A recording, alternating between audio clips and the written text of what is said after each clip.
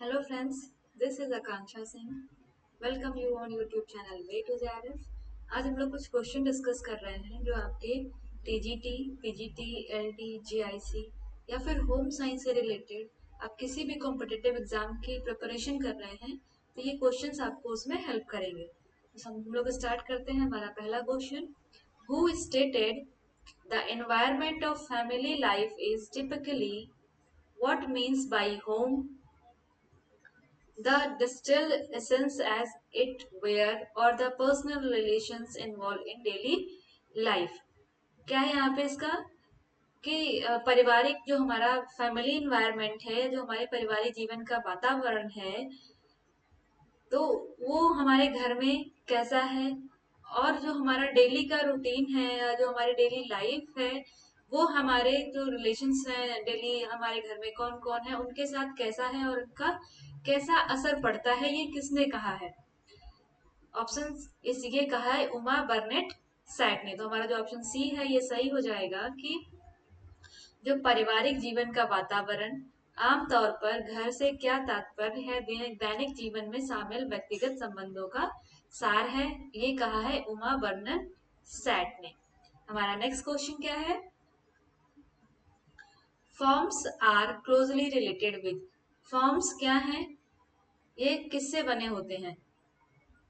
Options क्या है, rectangle, lines, circle या स्क्वायर। तो फॉर्म्स हैं ये किन चीजों से मिलके बने होते हैं। इसका आंसर है लाइंस। जो रेखाएं हैं रेखाओं से मिलकर फॉर्म या रूप बने होते हैं। इससे पहले अगर अभी तक आपने चैनल सब्सक्राइब नहीं किया है तो चैनल को सब्सक्राइब जरूर कर लीजिएगा।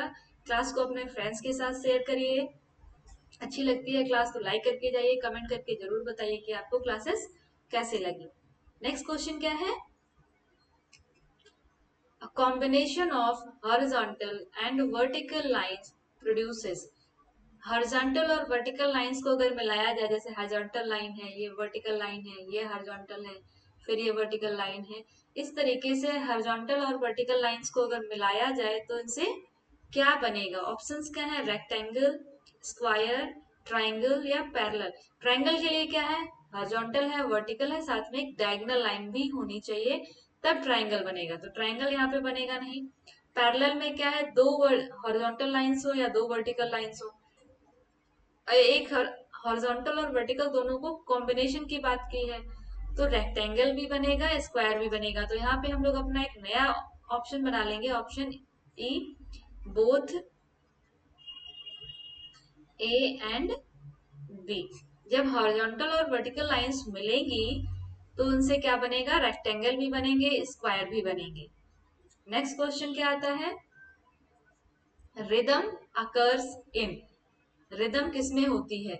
ऑप्शंस क्या है, रेगुलर रिपीटेड मूवमेंट, जो मूवमेंट रेगुलर रिपीट किए जा रहे हैं, या वेरिएबल ट्रांजिशन मूवमेंट, या कोई मूवमेंट हो रहा है फिर उसमें ट्रांजिशन हुआ, फिर मूवमेंट हुआ, फिर ट्रांजिशन हुआ।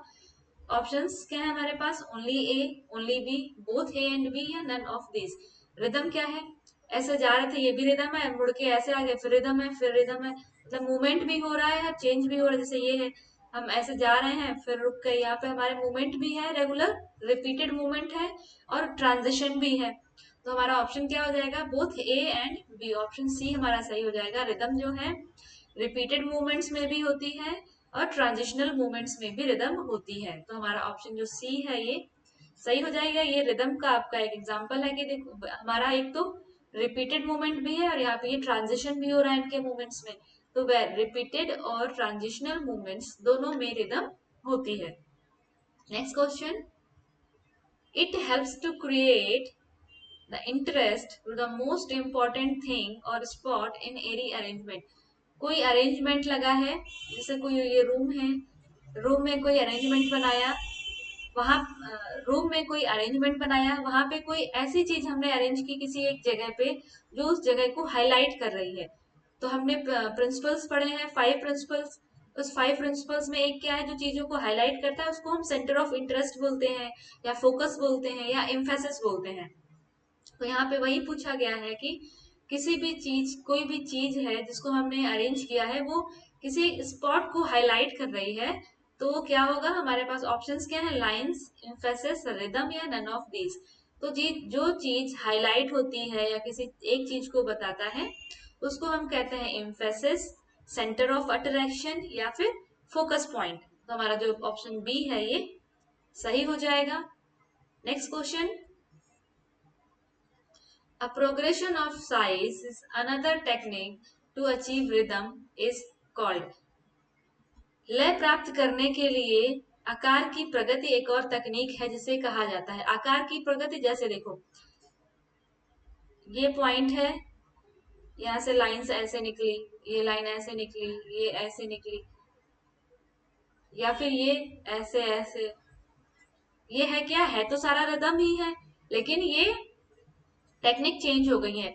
इसको हम क्या कहेंगे, ऑप्शंस क्या है, प्रपोर्शन, एम्फेसिस, ग्रेडेशन या नन ऑफ दीज। देखो प्रपोर्शन हमारा अलग प्रिंसिपल है, एम्फेसिस हमारा अलग प्रिंसिपल है, नन ऑफ दीज से हमें कोई मतलब नहीं। ग्रेडेशन क्या है, ग्रेडेशन हमारा रिदम का एक टाइप है। तो हमारा ऑप्शन जो सी है ये सही हो जाएगा।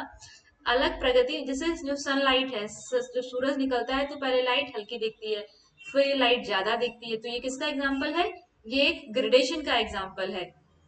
एक पॉइंट से, एक सोर्स से एनर्जी निकलना या एक सोर्स से जो वाइब्रेशंस हैं वो निकलना और पूरे अलग दूर तक फैलना, इसको हम कहते हैं ग्रेडेशन। तो ये ग्रेडेशन जो है ये रिदम का एक टाइप है। नेक्स्ट क्वेश्चन क्या आता है, if a pair of beautiful vase, देखो एक ब्यूटीफुल वॉस है and an antique clock are put together in a place, the beauty of both the things. देखो दो चीज है, एक तो एक एंटीक वास है और एक एंटीक क्लॉक है, मीन्स एक फूलदान है और एक घड़ी है, दोनों एंटीक हैं और उन दोनों को एक साथ में रख दिया जाए तब उनकी ब्यूटी का क्या होगा, लॉस्ट हो जाएगी, अपीयरेंस आएगा, न्यूट्रलाइज होएगी, इनहेंस्ड होगी। तो अगर आपने होम, ये हमारा होम मैनेजमेंट पढ़ा है, तो होम मैनेजमेंट में हम लोग रूम अरेंजमेंट पढ़ते हैं। तो रूम अरेंजमेंट में क्या, हम रूम अरेंजमेंट हो या कोई भी चीज हो अरेंजमेंट हो, उसमें हम देखते हैं कि एक चीज जो है पूरे रूम में, एक चीज है जो हाईलाइटेड होनी चाहिए, जो रूम में एंटर करते ही वहां पे सबसे पहले जो भी रूम में एंटर कर रहा है उसकी नजर उसी जगह पे जाए जो जगह हाईलाइट की गई है। लेकिन अब एक ही जगह पे अगर दो चीजें, एक एंटीक क्लॉक और एंटीक वॉच, एक ही जगह पे दो चीज रखी गई हैं तो क्या होगा, कंफ्यूजन हो जाएगा कि पहले किस चीज को देखें या पहले कौन सी चीज ज्यादा अच्छी दिख रही है। तो इस चक्कर में दोनों चीजों की जो ब्यूटी है वो खत्म हो जाएगी। तो हमारा ऑप्शन यहाँ पे क्या सही हो जाएगा कि लॉस्ट। अगर ब्यूटीफुल वॉच और एंटीक क्लॉक दोनों एक साथ रख दिए गए हैं तो दोनों की ब्यूटी जो है वो खत्म हो जाएगी। ऑप्शन ए हमारा सही हो जाएगा। Next question, when all the elements of design are nicely related, the design है, जितने भी हमारे एलिमेंट ऑफ डिजाइन हैं, एलिमेंट ऑफ डिजाइन कौन कौन से हैं, लाइंस है, कलर है, शेप है, फॉर्म है, टेक्सचर है, इन सब चीजों को अगर एक साथ अच्छे से अरेंज किया जाए तो ये क्या होगा, ऑप्शंस क्या है, यूनिटी, डिस्क्रिमिनिटी, प्रपोर्शन या इम्फेसिस। जब सारे एलिमेंट्स को एक साथ अच्छे से अरेंज किया जाएगा तो क्या हो जाएगा, यूनिटी हो जाएगा। जैसे किसी भी चीज को एक साथ अरेंज करके रखना या एक साथ जब चीजें रहती है तो उनमें क्या होता है, यूनिटी होती है। अगर फैमिली में चार लोग हैं, चारों लोग एक साथ अरेंज्ड हैं, अच्छे से हैं, तो उनमें क्या है, यूनिटी है। अगर चारों में प्रॉब्लम्स हो रही है तो क्या होगा, यूनिटी नहीं होगा। तो सेम वही है, हमारे अगर चार एलिमेंट्स हैं उनको हम अच्छे से डिजाइन करके रखेंगे तो वो किस चीज का एग्जाम्पल होगा, यूनिटी का, एकता का। Next question, unity can be achieved by, unity कैसे अचीव की जा सकती है, ऑप्शंस क्या है, painting one wall in different colour. यहाँ पे यूनिटी का मतलब क्या है, एकता या अलग दिखना। जो हमारा प्रिंसिपल है उसमें हम बात कर रहे हैं, यूनिटी मतलब एकता, एकता का मतलब यहाँ पे क्या है, अलग दिखना। Variety in furnishing, contrasting colour या ऑल ऑफ दीज। तो यहाँ पे जो एकता है वो कैसे प्राप्त किया जा सकता है, या एक दिखना या अलग, मतलब एक अपने अलग अलग दिखना, तो ये ऑल ऑफ दीज हो जाएगा। किसी रूम की एक दीवार को अलग कलर से पेंट कर देना, वो दीवार अलग दिखेगी। फर्नीचर थोड़ा अलग लगा देना तो फर्नीचर अलग दिखेगा। कंट्रास्टिंग कलर का यूज करना तो वो अलग दिखेंगे। तो यहाँ पे हमारा all of these is the correct answer हो जाएगा। Next question, it is a sort of surface on enrichment. Surface को इनरिच करना है, जैसे कोई कपड़ा है, ये कपड़े की सरफेस को इनरिच करना है, या किसी भी चीज की सरफेस है उसको इनरिच करना है। इनरिच करना मतलब सरफेस को अच्छा दिखाना है। तो हम क्या करके सरफेस को अच्छा दिखा सकते हैं? ऑप्शंस क्या हैं? पैटर्न्स, सर्कल्स, फ्लावर्स या लाइंस। अगर कोई कपड़ा है, सिंपल कपड़ा है, उस पे कुछ पैटर्न्स बना दिए गए, ऐसे कुछ पैटर्न बना दिए गए, या ये कुछ दीवार है, डिजाइन है, दीवार है, उस पे कुछ अलग से ऐसे डिजाइन बना दी गई। तो ये क्या कर दिया हमने, इसके ऊपर पैटर्न्स बना दिए। पैटर्न्स बनाने के बाद सरफेस को हम अच्छा दिखा सकते हैं। तो ये हमारा ऑप्शन जो ए है ये सही हो जाएगा कि सरफेस को एनरिच करने के लिए उस पे पैटर्न्स बनाए जा सकते हैं। Next question, duplicate columns and striped fabric is an example of. Duplicate column और स्ट्राइप्ड फैब्रिक, जैसे कोई कपड़ा है, ठीक है, ये कपड़ा है, कपड़े पे क्या है, कॉलम्स बन रहे हैं,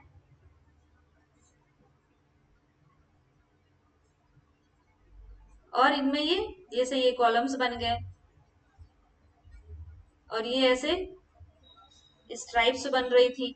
तो ये क्या होगा, जब कॉलम्स और स्ट्राइप्स क्या है, बार बार इनमें हम इनको एक रिदम में बना रहे हैं। ये जैसे स्ट्राइप बनाई, ये हमने कॉलम बनाई, ये क्या हम बना रहे हैं, रिदम पे बना रहे हैं। तो ये हो जाएगा रेगुलर मेजर रिदम। ऑप्शन हमारा जो ए वाला ऑप्शन है ये सही हो जाएगा। नेक्स्ट क्वेश्चन, फंडामेंटल और प्राइमरी कलर्स आर। जो हमारे प्राथमिक रंग है, जिनको मूल रंग या प्राथमिक रंग कहते हैं, वो कौन से हैं? तो हमारे प्राइमरी कलर्स तीन ही हैं, रेड है, येलो है और ब्लू है। ये हमारे तीन प्राइमरी कलर्स हैं। तो ऑल ऑफ दीज इसका करेक्ट आंसर हो जाएगा, जो हमारा ये all of these is the correct answer. Next question क्या है, secondary colours made by mixing two primary colours. दो प्राइमरी कलर को मिला के सेकेंडरी कलर बनता है। तो यहाँ पे हमारे सेकेंडरी कलर के एग्जाम्पल पूछे गए हैं। तो ये है पर्पल, ग्रीन, ऑरेंज। देखो रेड और येलो मिलके क्या बनाता है, ऑरेंज बनाएगा। फिर ब्लू और येलो मिलके क्या, ग्रीन बनाएगा। रेड और ब्लू मिलके क्या, पर्पल बनाएगा। ये तीनों हमारे सेकेंडरी कलर हैं। जो किसको, पर्पल किससे मिलके बन रहा है, रेड प्लस ब्लू। ग्रीन किससे बन रहा है, ब्लू प्लस येलो। ऑरेंज किससे बन रहा है, रेड प्लस येलो। तो ये हमारे तीनों सेकेंडरी कलर हैं। तो ऑल ऑफ दीज इसका करेक्ट आंसर हो जाएगा। और कलर स्कीम के लिए, अगर आप, कलर स्कीम की एक वीडियो अपलोडेड है जो कि बिल्कुल शॉर्ट में आपको टू द पॉइंट विद जो हमारा कलर्स, हमारा जो रंग चक्र है या कलर सर्कल है, उसके साथ आपको उसकी कलर स्कीम की जितनी भी स्कीम्स हैं सबको अलग अलग इंडिविजुअली एक्सप्लेन किया गया है। तो उस वीडियो का लिंक आपको ऊपर आई बटन पे मिल जाएगा, तो उसको आप जरूर देखिएगा। बिल्कुल शॉर्ट में प्रॉपर सारे स्कीम्स बहुत अच्छे से डिफाइन किए गए हैं, जिनमें आपको एक बार में कलर स्कीम समझ में आएगी। उसके बाद आपको कलर स्कीम से रिलेटेड किसी भी क्वेश्चन को लेके कोई कंफ्यूजन नहीं रहेगी। तो आप वो वीडियो जरूर देखिएगा। नेक्स्ट क्वेश्चन है, अमाउंट ऑफ लाइटनेस और डार्कनेस इज कलर। जो कलर में लाइटनेस और डार्कनेस होती है उसको हम क्या कहते हैं? हम कलर को क्या, हम ह्यू, हमने कई सारे टर्म पढ़े ना, ह्यू, वैल्यू, इंटेंसिटी। तो जहां पे लाइटनेस और डार्कनेस की बात होती है तो उसको हम क्या कहते हैं? ऑप्शंस क्या है, वैल्यू, सब्सिडरी, ह्यू या कॉम्प्लीमेंट्री। तो जहां पे हम लाइटनेस और डार्कनेस की बात करते हैं तो उसको हम कहते हैं वैल्यू। तो हमारा ऑप्शन जो ए है ये सही हो जाएगा। आपको यहाँ पे क्वेश्चन है आपके लिए, कॉम्प्लीमेंट्री कलर्स। किसी, आपको एक एग्जाम्पल देना है कॉम्प्लीमेंट्री कलर का, ठीक है। कॉम्प्लीमेंट्री कलर्स क्या होते हैं, कंट्रास्ट कलर्स होते हैं। तो कलर व्हील जो है हमारा, कलर व्हील के अकॉर्डिंग आपको एक एक एग्जाम्पल देना है कॉम्प्लीमेंट्री कलर का। Next question, in the interior decoration warm या advancing colour should be kept. जो वार्म कलर है, वार्म कलर कौन से होंगे, जो सन को रिप्रेजेंट करते हैं। सन को रिप्रेजेंट कौन से कलर करते हैं, रेड है, ऑरेंज है, येलो है, ये सब हमारे वार्म कलर हैं।